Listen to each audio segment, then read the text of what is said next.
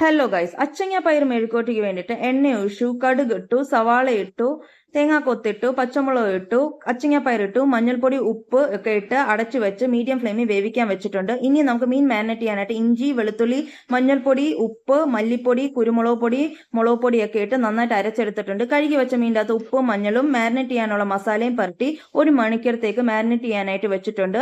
അങ്ങനെ നമ്മുടെ അച്ചങ്ങാപ്പയർ മെഴുക്കോട്ടി റെഡി ആയിട്ടുണ്ട്. ഇനി നമുക്ക് തക്കാളിക്ക കറി വെക്കാനായിട്ട് 1 കപ്പ് തേങ്ങ, അതിലോട്ട് അല്പം വെള്ളം കൂടി ഒഴിച്ച് അരച്ചെടുക്കണം. ഇനി നമുക്ക് 1 മീഡിയം സൈസ് സവാള, 3 മീഡിയം സൈസ് തക്കാളി, പച്ചമുളക്, ഇഞ്ചി, വെളുത്തുള്ളി ചോപ്പ് ചെയ്ത്, മഞ്ഞൾപ്പൊടി, ഉപ്പ്, മല്ലിപ്പൊടി, മുളക് പൊടി ടീസ്പൂൺ ഇട്ടിട്ട് വെള്ളം ഒഴിച്ച് വേവിച്ചെടുക്കണം. അതിലോട്ട് തന്നെ നമുക്ക് അരപ്പിടണം. അങ്ങനെ ഇച്ചിരി വെള്ളം കൂടി അരപ്പ് ഒഴിച്ചിട്ടുണ്ട്. അത് ഇച്ചിരി തള വന്ന് കഴിയുമ്പോൾ ആവശ്യത്തിനുള്ള ഉപ്പും കൂടി ഇട്ടിട്ട് ഇനി വരവിനായിട്ട് വെളിച്ചെണ്ണയ്ക്കകത്ത് കടുകും കൊച്ചുള്ളിയും കരിയാപ്പില ഇട്ടിട്ട് അങ്ങനെ നമ്മുടെ വരവ് സെറ്റ് ആയിട്ടുണ്ട്. വറവ് ഇനിയും അതിന്റെ മണ്ടയ്ക്കോട്ട് ഒഴിക്കണം. ഇനി നമുക്ക് മീൻ വറുക്കാനായിട്ട് ചൂട് വെളിച്ചെണ്ണയിലേക്ക് ഓരോ മാരിനേറ്റ് ചെയ്ത ഫിഷിനെ ഇടണം. അങ്ങനെ നമ്മുടെ ഫിഷ് റെഡി ആയിട്ടുണ്ട്. അങ്ങനെ ഇഷ്ടമായെങ്കിൽ ലൈക്ക് ചെയ്യാനും സബ്സ്ക്രൈബ് ചെയ്യാനും മറക്കല്ല്. വീഡിയോയുടെ ലിങ്ക് ഞാൻ ഡിസ്ക്രിപ്ഷനിൽ കൊടുത്തിട്ടുണ്ട്. കാണണം, സപ്പോർട്ട് ചെയ്യണം, ലൈക്ക് ചെയ്യണം, സബ്സ്ക്രൈബ് ചെയ്യണം. Okay, bye bye, see U.